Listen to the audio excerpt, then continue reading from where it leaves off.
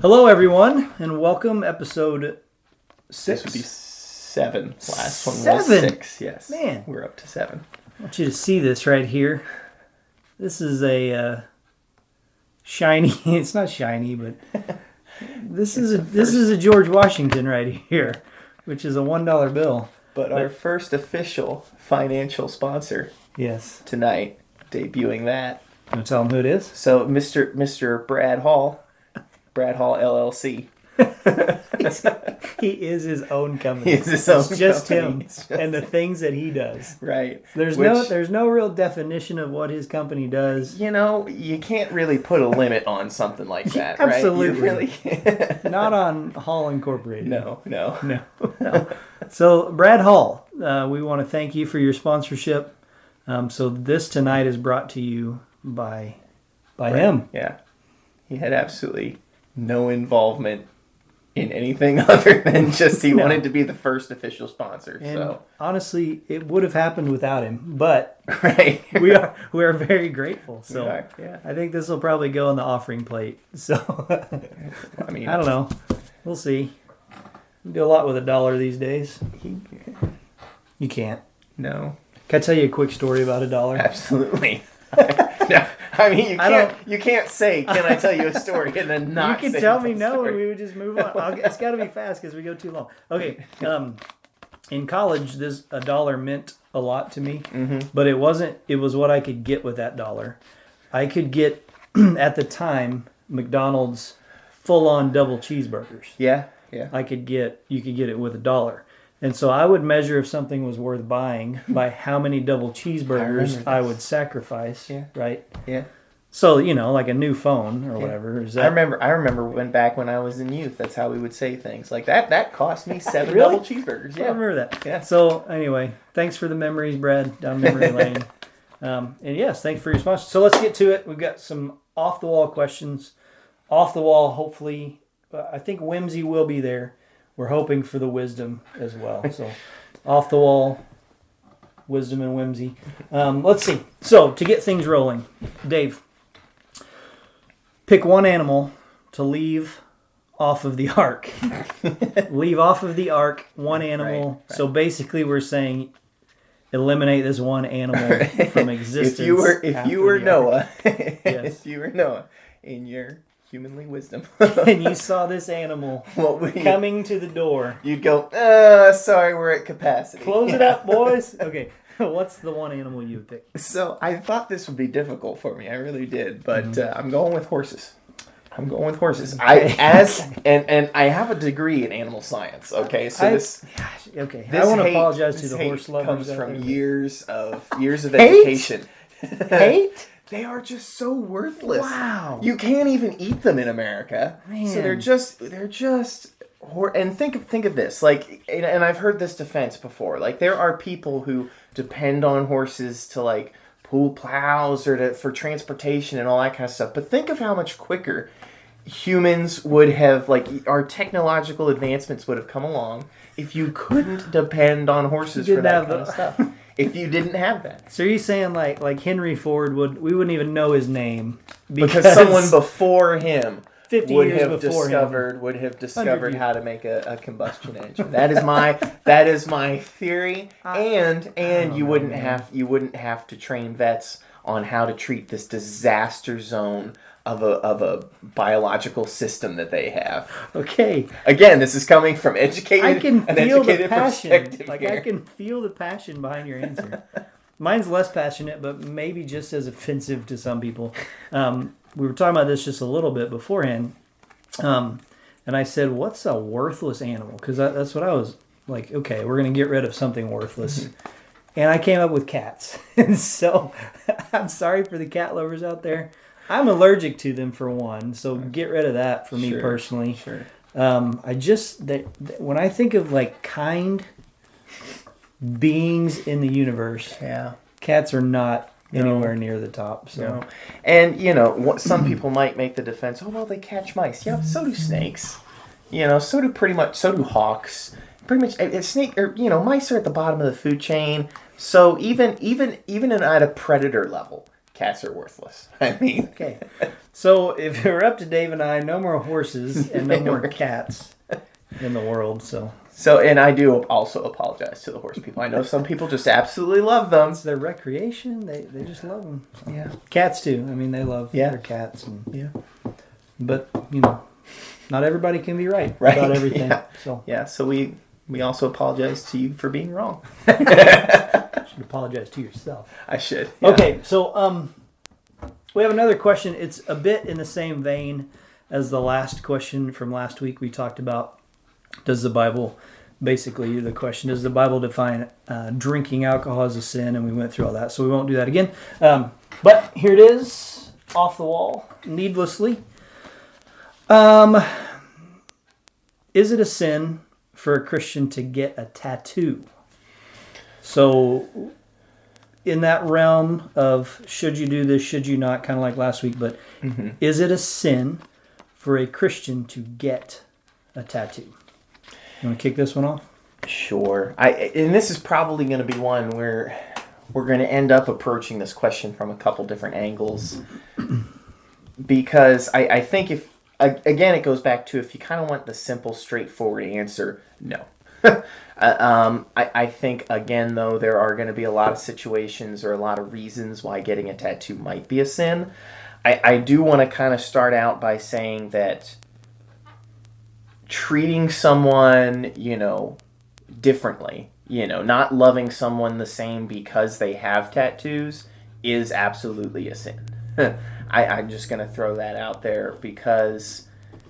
And I think it might be something that sometimes happens just subconsciously. You might not even realize that you do it. But I know that I probably used to be this way just because it was something I wasn't exposed to a whole lot. Pretty sheltered, fairly sheltered childhood at, small rural community. Just didn't see a whole lot of it. Patty, no gang tattoos for no Patty gang tattoos on that are easily visible. She keeps herself covered though. Sorry, so Mrs. I'm guessing that she might have like the back Thug Life tattoo. I wouldn't know. Can't see it, Dave. I can't imagine. Sorry. Go ahead. That's okay. But I think so. Just wanted to get that out of the way. I also kind of wanted to throw out something about. Because I think the question might come up, well, if I am a Christian and I maybe have some tattoos that I got, as part of like the whole, maybe I used to be in a gang, that type of thing, is that a problem? And I want to throw out, this is what I usually tell people who are maybe shy about the idea of coming to church because they have tattoos. And this is the story of... The guy got the nickname of Doubting Thomas because of this story where, the disciples all saw Jesus and then... So Jesus appeared before most of the disciples, and this is John chapter 20. But Thomas, verse 24, Thomas, who was called the twin, one of the 12, was not with them when Jesus came. So the other disciples told him, "We have seen the Lord." But he said to them, "Unless I see the marks, the nails in his hand, put my fingers in the marks and the nails on his hand, and in his side, I will not believe." Jumping down, verse 26. A week later, the disciples were in the house. Thomas was with them. Although the doors were shut, Jesus came and stood among them and said, "Peace be with you," and said to Thomas, "Put your fingers here in my hands. Reach out your hand, put it in my side. Do not doubt, but believe." Thomas answered him, "My Lord and my God." And Jesus said, "You have believed because you have seen. Blessings to those who do not see, but who come to believe." So, because of Jesus' scars, there was that belief there. Your tattoos, your scars are in many cases part of your testimony.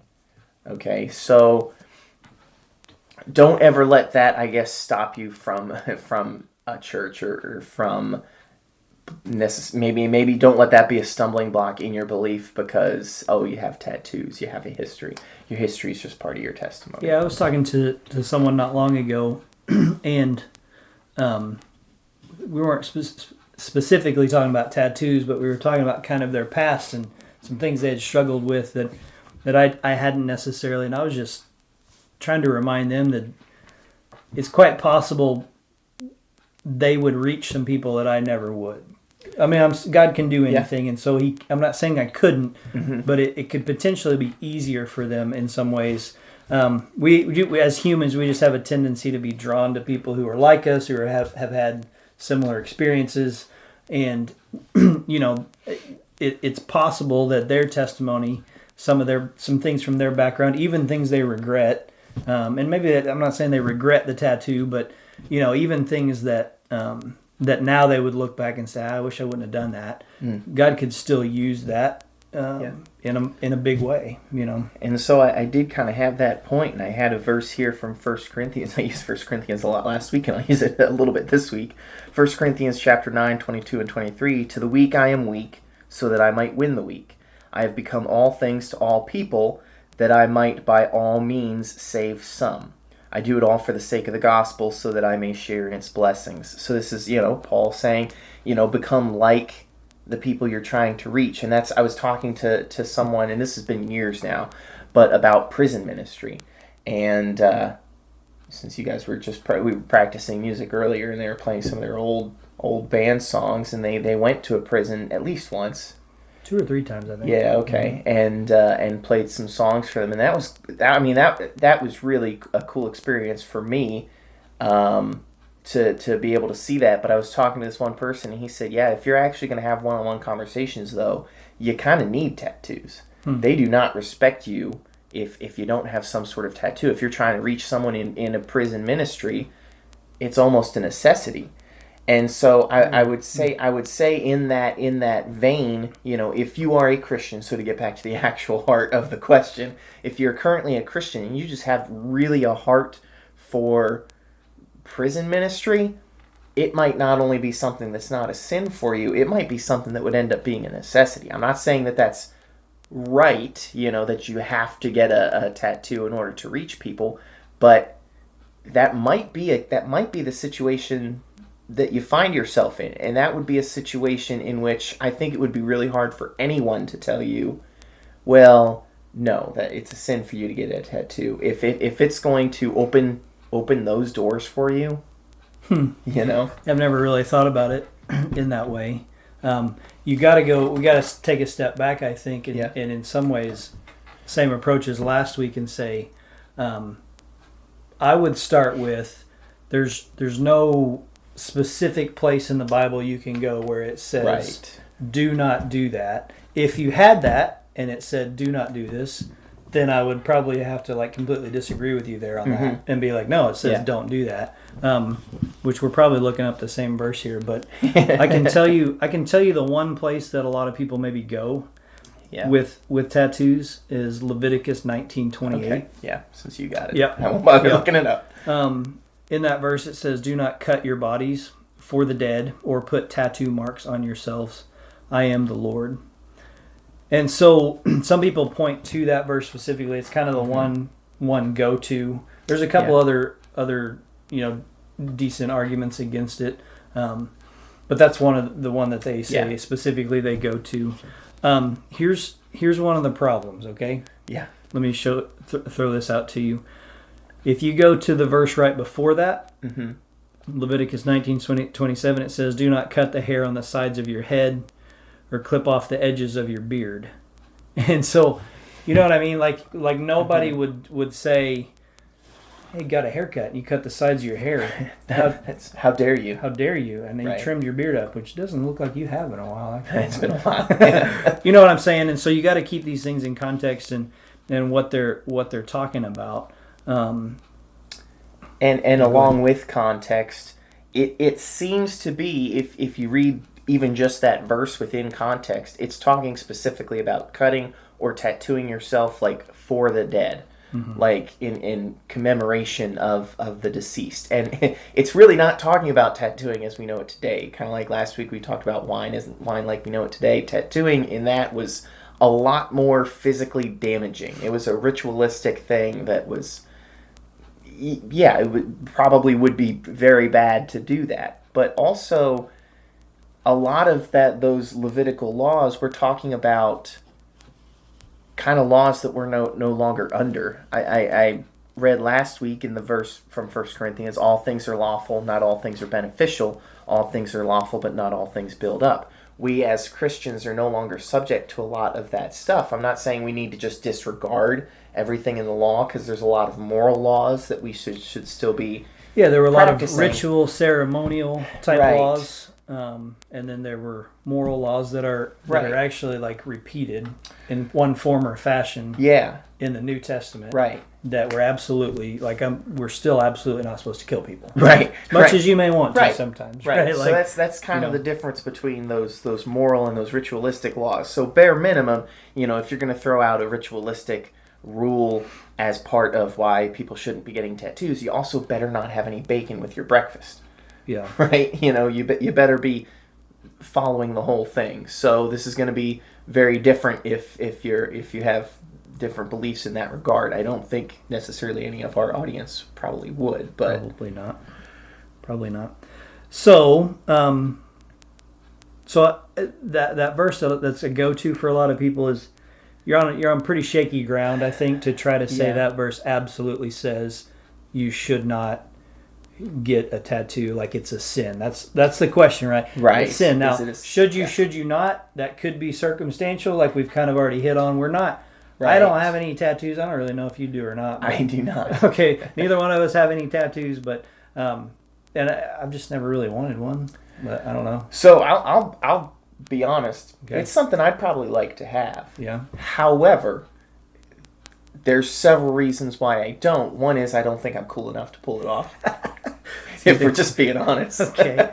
The second one is there are some biblical reasons, and I guess since we've probably arrived at this transition point. to that, we're to not do it. So in 1 Peter 3, chapter 3, and granted this is talking more to women, but the heart of it is where I want to get to, and it says, "Do not adorn yourselves outwardly by braiding your hair and by wearing gold ornaments or fine clothing. Rather, let your adornment be the inner self, with the lasting beauty of a gentle and quiet spirit, which is very precious in God's sight." So in other words, the things that we're doing, how we dress, what we wear, they're not supposed to be just to draw attention to any sort of outer beauty or just our appearance. So in this way, I would say, based on this and probably a few other verses which I just don't have, if you're trying to get a tattoo for the sole purpose of just drawing attention to yourself, just, hey, look at me, look how tough I am, look how cool I am, whatever it might be, whatever your message that you might be sending, if you're getting a tattoo just for that reason, I would be tempted to say, yeah, that's probably a sin. Right. Because it goes back to that selfishness, that, hey, look at me, that pride. Right, we're supposed to do it all for the glory of God. Exactly. Right? And so that's where that's one of the reasons why I'm pretty hesitant to get a tattoo, is because for what purpose would I be getting it, Yeah. It goes back to this whole everything that we do should be to glorify God. Whether you eat or drink, whatever you do, 1 Corinthians 10:31-32, whatever you do it for the glory of God. Yeah. That's what it all goes back to. And so for a Christian, if you're already a Christian and you're contemplating a tattoo, that is probably the first question you need to ask is, how will it be glorifying to God? Yeah. Yeah, no, I agree. Another thing to consider, Romans 14:23 says, "For whatever does not proceed from faith is sin." And so if you're thinking about getting a tattoo and you're having serious doubts about it and you're not sure, I would say don't do it, because it very likely is not proceeding from faith in this, like this verse says. We shouldn't do, this article that I was reading said, you shouldn't do anything unless you are convinced that it's right. Like, why do something if you're not convinced that it's right? So I would definitely pray about it if you're gonna do that. I would have to have a real strong piece of God, along with the piece the part that you just said of, as well as an understanding that this is going to glorify God in some way. If you can say no to either, no, I don't really have prayed, I don't have peace about it, or I don't really see how this is going to glorify God, I don't think you should do it. Yeah, like I would agree with that. And I would love to say that face tattoos are just sinful, but I can't automatically say that. Right. But it seems so foolish. Right? I feel like I feel like that. Unless you're Mike Tyson, then it's kind of fitting. But I don't know. You know what I mean? I kind of do. It kind of made sense when he did it. You're just like, oh yeah, okay, Mike, yeah. Man who's defeated every opponent but the letter S. I saw him the other day with this size. Like I honestly would kind of agree with that because the Bible tells us many times to have wisdom in our decisions. Yeah. You know, foolishness, especially if you know better, choosing foolishness, I would say, is a sin. Mm-hmm. So in what way, let's just...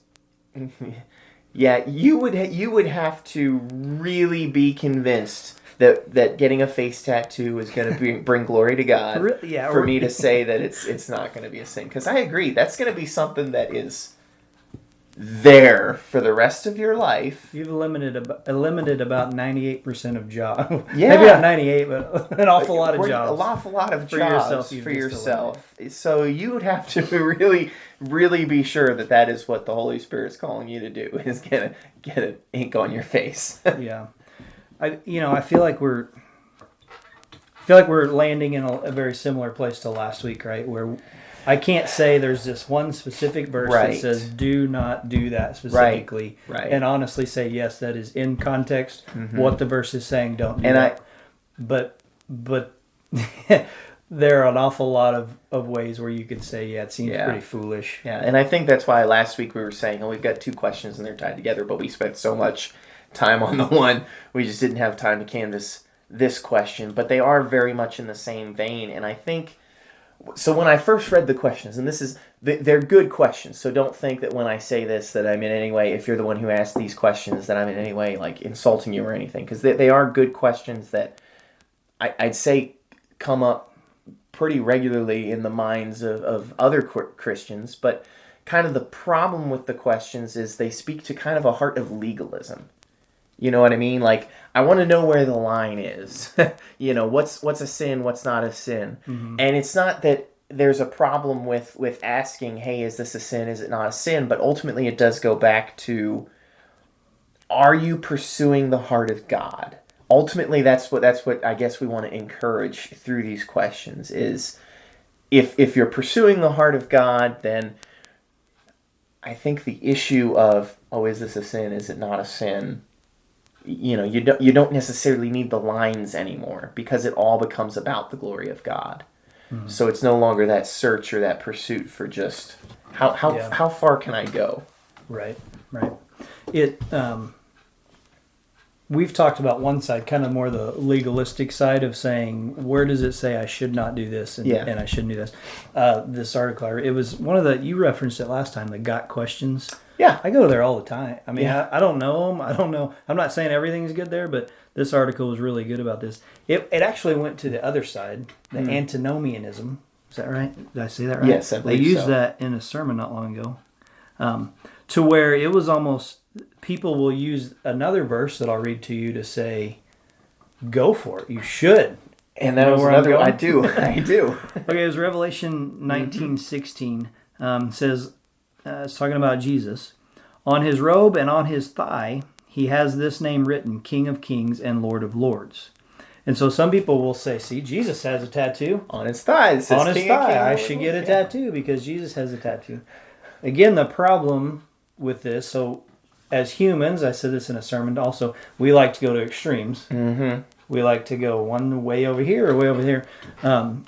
The problem here is it doesn't say that this was a tattoo. Right. Could have been a Sharpie that he wrote it on there with. You know what I mean? Like it. Plus, the whole thing is a vision that he's. So it might not Revelation even to John. Right? Yeah, it might not even be necessarily that John is literally seeing the words. Could it be metaphoric? It could just be metaphorically that in the way he held his robe, in the way he positioned his body, you could just see the power, King of Kings, Lord of Lords, right? Yeah. Not necessarily physically that it was written there. So it goes to both sides. Yeah. These two sides that people use. Mm-hmm. I don't feel like you can automatically use those to say, no, it's a sin, you should not do it, or yes, Jesus did it, you should. I think that, I I think either way, if you're looking for something in the Bible that specifically talks about tattoos, I think you're just not going to find it. Yeah. Unlike with alcohol, where we could say, yes, the Bible definitely talks about alcohol, and here's a couple of verses where it's slightly positively presented, and it talks about drunkenness is always a sin. Mm-hmm. We really don't have that with tattoos. Yeah. We don't. It's pretty silent on the whole subject, but it does give us several insights on just basically how we should live our lives. Yeah. And, we said this with alcohol, we'll say it with tattoos. If your parents are telling you, no, you should not, you cannot get a tattoo, and then you run off and do it, well, you didn't, the sin wasn't necessarily the tattoo. The act of the tattoo, it was disobedience to parents, not honoring parents. And so, yet again, a time when it would be like, yeah, you shouldn't have done that. That's not, it wasn't right, so. I'm sure there's more to say on this that we didn't say, but that's probably enough, I would say. Yeah, I mean, if you have more questions about it, or even if you want us to briefly address a specific scenario, like, hey, here's this situation, what do you think? I mean, we're more than happy to do that. I'm certainly not a counselor, okay? So, don't expect that. Don't expect that we're necessarily going to be able to give you the best in the way of counselship of how you should live your life, but we are going to, at the very least, give you our biblical interpretation of because that's what we're trying to do, right? Right. Is go back to, okay, it doesn't matter what you've thought, it doesn't matter what someone else has told you necessarily, it matters what does the Bible say about these things. Yeah. And so that's where we'll go with whatever questions might be. Okay, keep the questions coming. I think it's important. I was reminded, and we almost did this. There was a Christian band called Hawk Nelson, a pretty popular Christian band, where their lead singer has recently come out and said he no longer believes in God. And he had a number of questions that he felt he didn't get good answers to. And so that's part of why I like doing this, as well as just in life or in sermons. Let's talk about those things, because I don't know this man. Obviously, I don't know the situation, but I wonder if he actually dove into these questions deeply.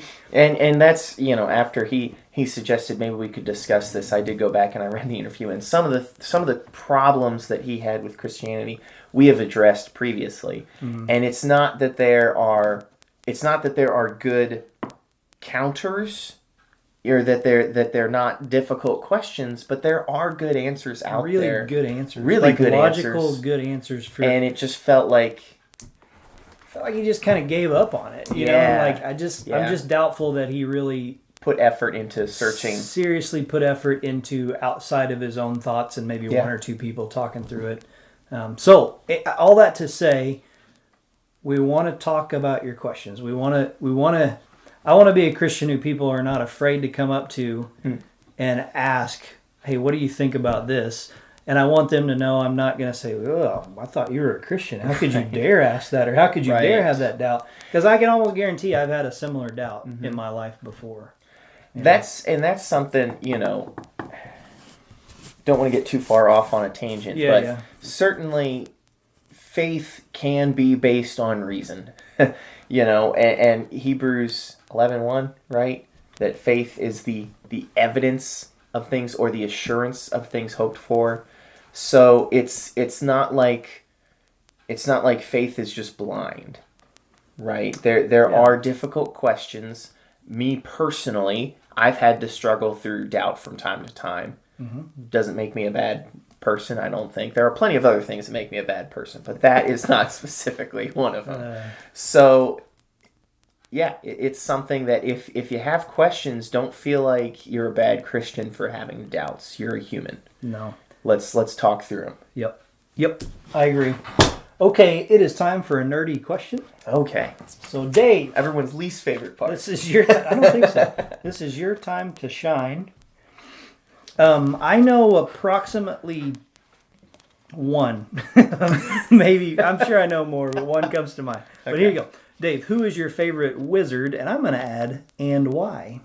And why? Okay. Just a brief and why. Okay. So, does it get any more nerdy than this question? I know, right? This may take the cake. I don't know. And here's the This actually ended up being a harder question for me than I thought it would be. Okay. Okay, but I'll just go out right now. Right now, in this present time, my favorite wizard, who probably most of you have never heard of, is Harry Dresden. No, Okay, who is that, Dave? What? So he's a character in a sci-fi series called The Dresden Files, written by Jim Butcher. Never heard of it. And it takes place pretty well modern day in Okay. Chicago. And he deals with a little bit of... I mean, he struggles with the concept of faith and with the idea of he's a powerful person, and so how does he regulate that? And it's just they're a good series of books.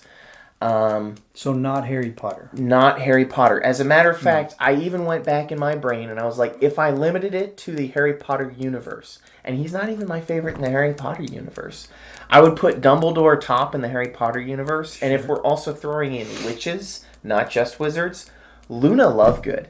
Big fan of hers. I'm a big fan of Luna Lovegood. If I were in Harry Potter, I would hope to be in Ravenclaw with Beyond Measure as man's greatest treasure. It's getting deep in here. Nerdier and nerdier.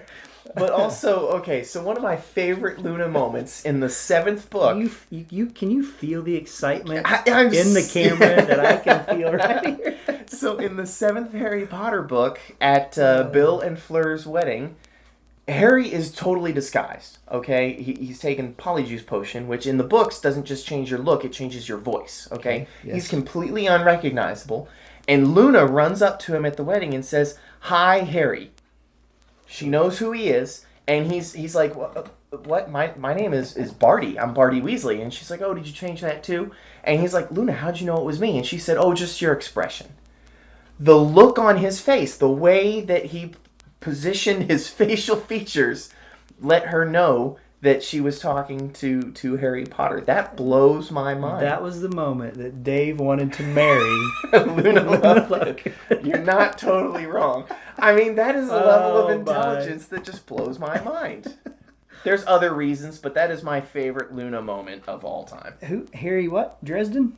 Harry Dresden. Harry Dresden. Harry Dresden. Okay. The only one I could think of was Gandalf. Gandalf, probably I'd say if you have to go between Gandalf the Grey and Gandalf the White, I'd go Gandalf the Grey. The what? Yeah. The Grey. The Grey. That's what that came out as. Gandalf! Yeah. Okay. Yeah, I misenunciated Yes, there at first. Okay, maybe our nerdiest segment ever. Okay, so just a couple of dad jokes and to finish this off tonight. Let me get to them. Let's see here. Okay, Dave. Mm-hmm. What's brown and sticky? I don't know, Kevin. What is brown and sticky? A stick. Oh, gosh. So bad. I'm so disappointed.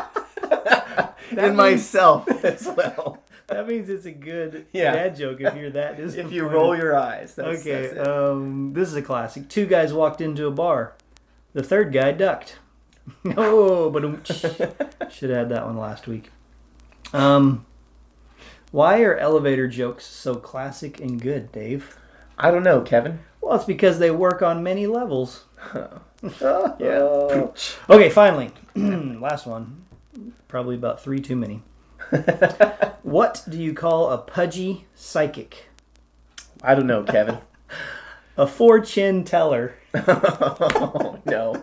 Oh, no. Said, oh, no. All right. Well, that's enough damage. I think we've done enough damage for one episode. So, yeah. Honestly, of all the episodes, this might have included the most offensive material. Yeah, I mean, probably horses, people, cats, yeah. Yeah. The fortune one is fortune. That's a little. I could see someone taking umbrage to that. I think a pudgy guy myself can do that. It's like one of those things where, certain people shouldn't say certain things. But as a pudgy guy myself, I think we're okay. So. All right, keep the questions coming, please. We appreciate them. Gives us things to think about. We do not, again, imagine we are 100% right about anything. We try to be, we hope to be, but we will gladly dialogue with you if you think we've said something incorrect, and we will correct it on the record as soon as we possibly can. So keep the questions coming. Talk to us and share these videos if you would. I think these are important questions for Christians to think through. So, yeah, that's it. That's it. See y'all next time.